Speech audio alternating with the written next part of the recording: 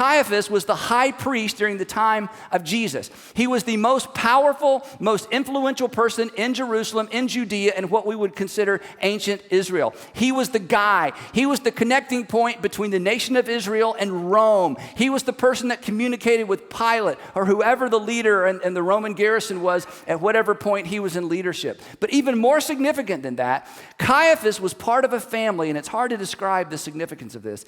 Caiaphas was part of a family that controlled the temple, the politics, the religion, and the power of the temple for 40 years because his father-in-law was a high priest and 5 of his brothers-in-law were high priests. So this was basically a dynasty. They had all the power, they had all the influence, and they had extraordinary wealth. There were amazing financial perks that came with being at the epicenter of Jewish religion in the first century because Jews all over the world paid what was called a temple tax. And the equivalent of millions upon millions of dollars flowed into this 32-acre piece of real estate known as the temple in the middle of Jerusalem. So Caiaphas not only had extraordinary power, he had extraordinary influence because he had extraordinary access to extraordinary wealth. And things went along just fine for Caiaphas, the high priest, until a carpenter turned rabbi stepped onto the pages of history. We know him as Jesus Josephson.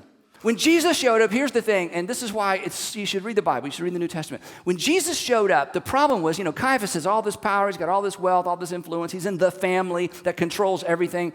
When Jesus showed up, the problem with Jesus was the crowds. It wasn't his teaching. People taught all kind of crazy things. It was the crowds. Everywhere Jesus went, there were crowds. We know the story from growing up in church, most of us, of Jesus feeding the 5,000. There were 5,000 men. People say there were 10,000 people. Some people say that's hyperbole. There were only 5,000 or 2,000. Doesn't matter. Everywhere Jesus went, there were at least hundreds and often thousands of people. And this was a threat to Rome, and this was a threat to the Jewish system because crowds meant potential insurrection, crowds meant division, crowds potentially meant civil war, crowds meant that things may not go well, and they may not go well quickly if a crowd suddenly turned on the Jewish leaders or turned on the Roman garrison. So the Romans were concerned about the crowd, and Caiaphas and his posse were concerned about the crowd, but everywhere Jesus went, he drew huge crowds. And Caiaphas and his group, they never drew a crowd, except on festival days. And they knew that people weren't there to see them or hear them. They were simply there because it was a festival.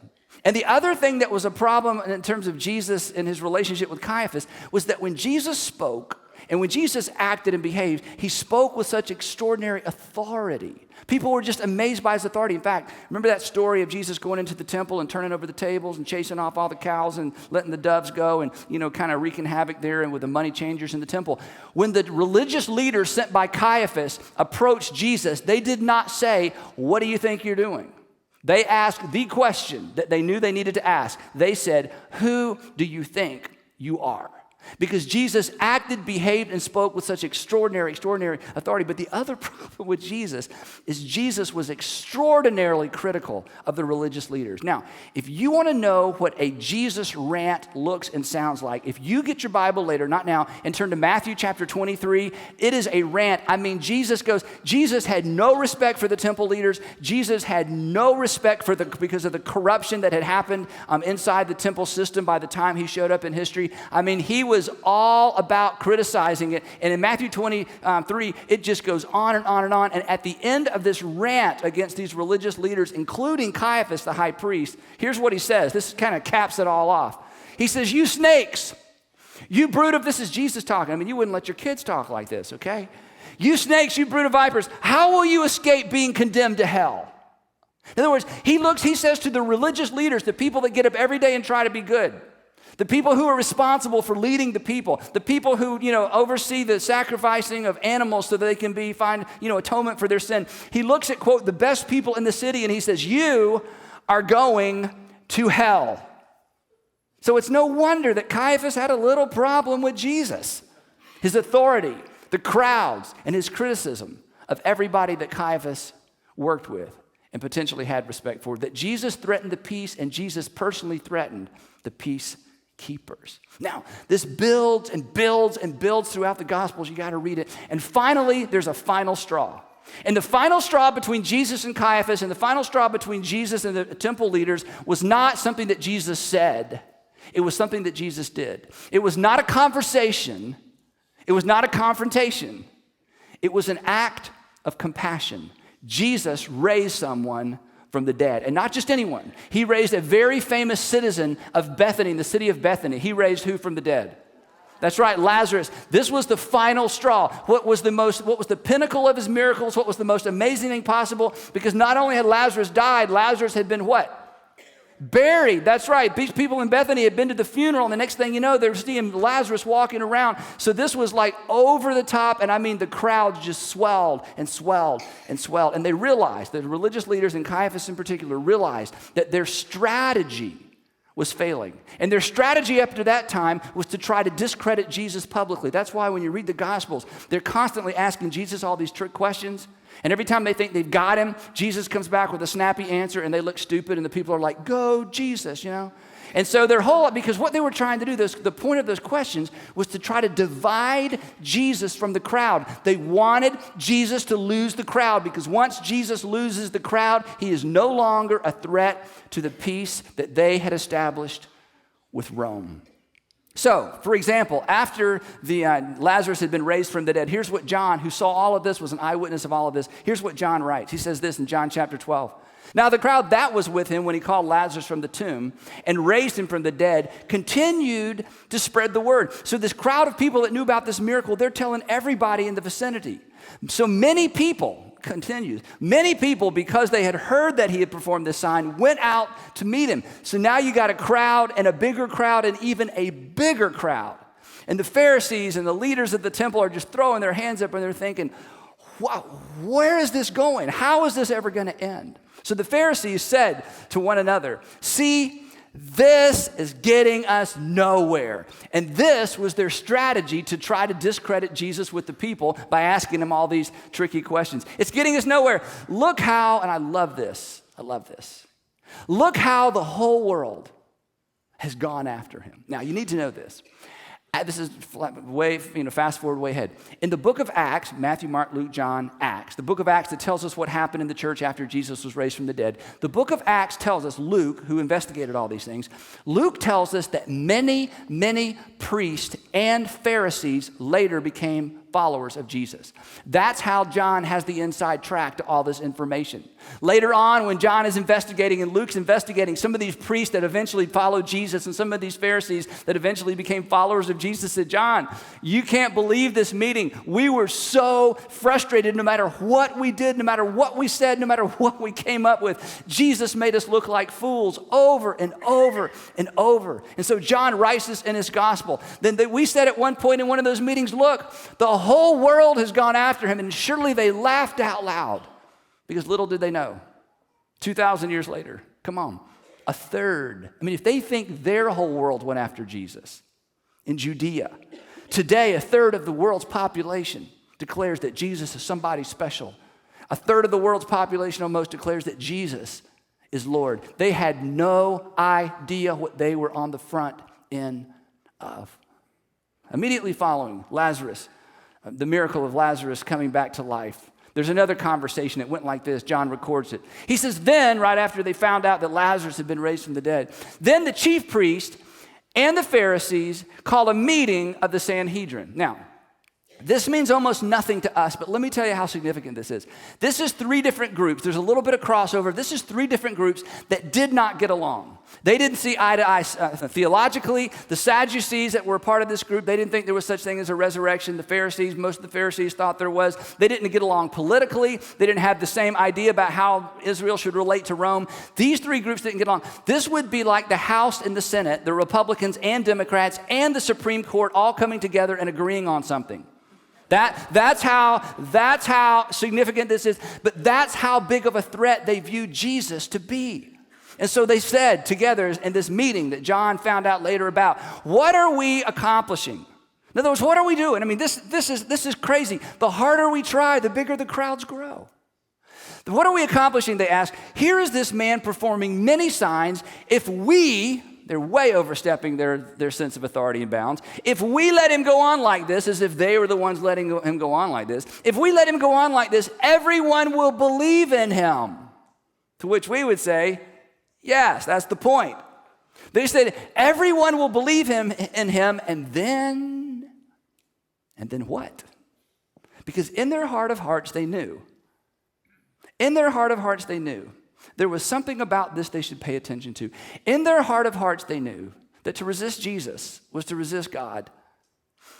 But there was something, and this is where it gets really relevant and practical for all of us. There was something that was so important to them that to follow Jesus and to embrace this carpenter turned rabbi who claimed to be the Savior that eventually would claim to be the Savior of the world, to embrace Jesus as who Jesus claimed to be meant they would have to let go of something that was extraordinarily important to them, their power, their popularity, and in their case, their wealth. They knew what they needed to do, but it was just going to cost too much. They knew how they needed to respond, but the price was just too high. They continues, everyone will believe in him, and then the Romans will come, and they will take away both our temple and our nation. If we don't do something, we are going to lose everything that is important to us. And there we are. Because when you decide to follow Jesus, it's going to cost you something. In fact, as a Christian, when you finally decide, or from season to season, when things come up that are more important to you than your relationship with God, every single time you decide to put Jesus front and center in your life, every time I choose to do that, it's going to cost you something. And there they are. What do we do with Jesus? Everybody's following Jesus. He raised a man from the dead. I mean, that's your first cue. Follow him. When someone can raise people from the dead, you just get in line and follow that person, okay? This is not rocket science, right? But come on. Don't be too critical.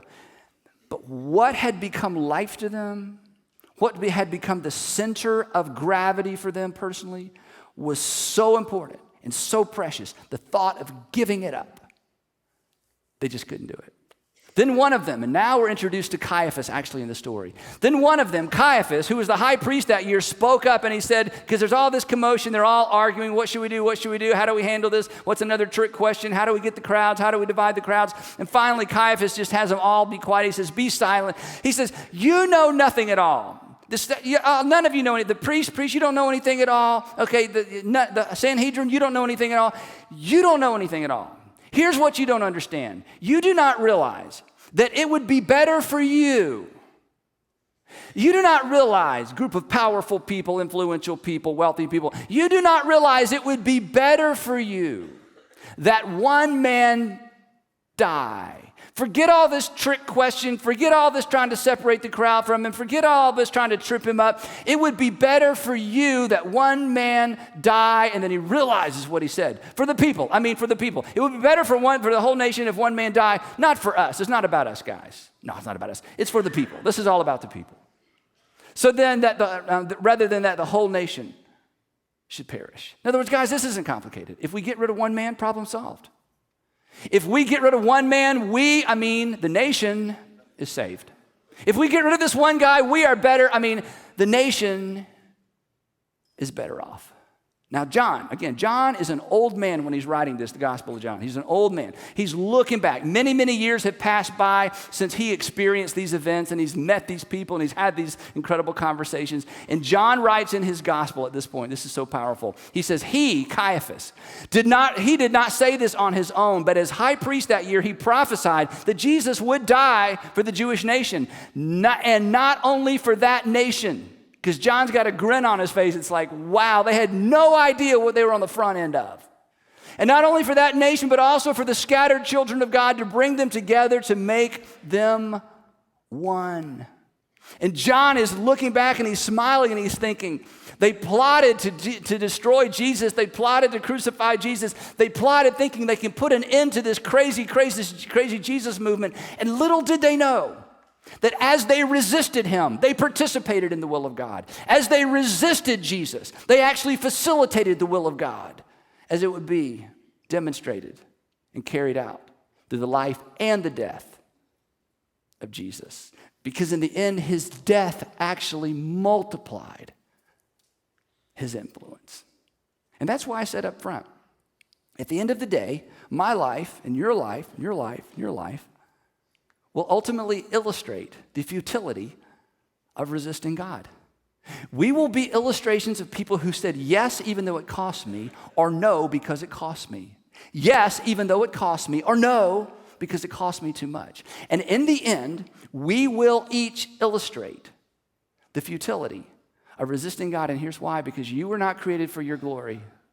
You were created for God's glory. And in the end, your life will in some way be a reflection of the truth and the glory of God.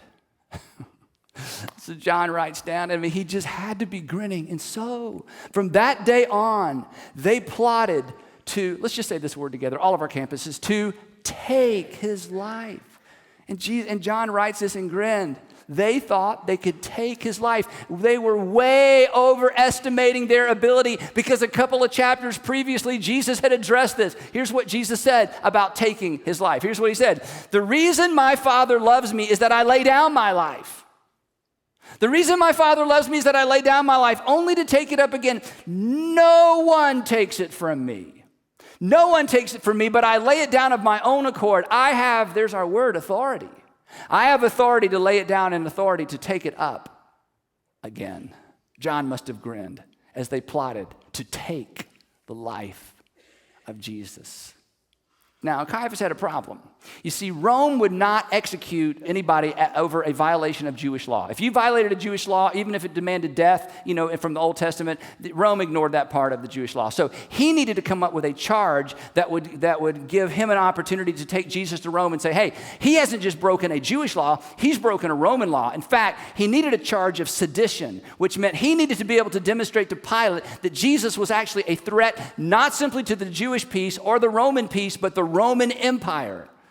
And Jesus had claimed to be and would claim to be a king. And that's all Caiaphas needed.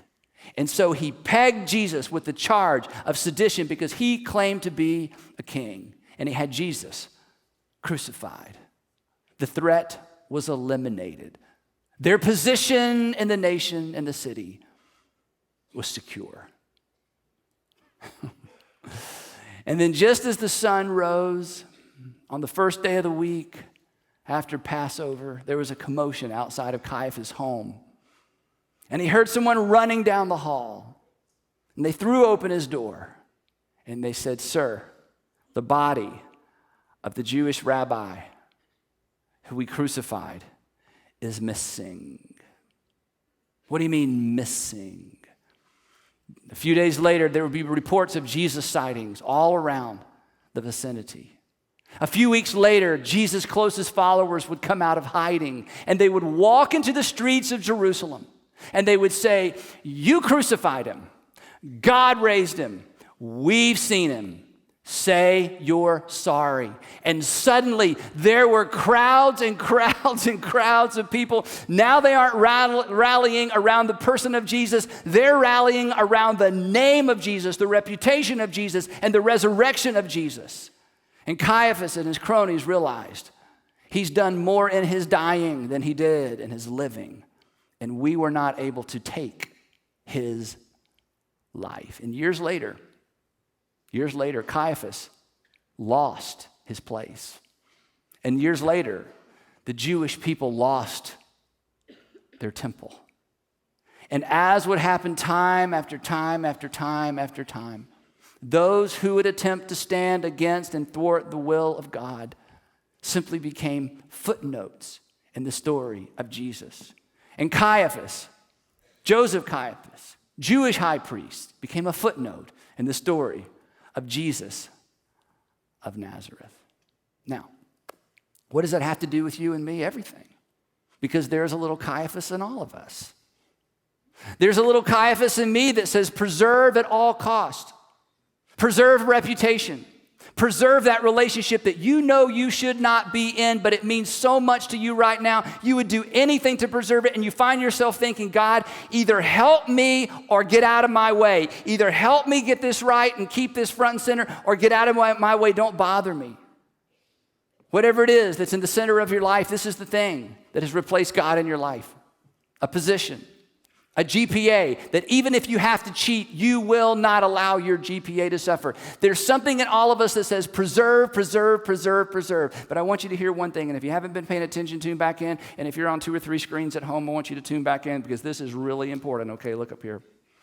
Whatever you have replaced God with in your life, whatever you have replaced God with in your life, whatever you have placed in the center of your life other than God, or if you're Christian, other than following Jesus as your Lord, whatever you have replaced God with in your life is already diminishing in value and significance. I can prove it to you. You see, your greatest regrets and my greatest regrets, your greatest regrets and my greatest regrets, your greatest regrets are connected to your attempts to preserve something that isn't even a part of your life anymore. Think about that. Your greatest regrets were an attempt to preserve something or someone that's not even a part of your life anymore. That thing, that relationship, that person was losing significance even as you clung tightly.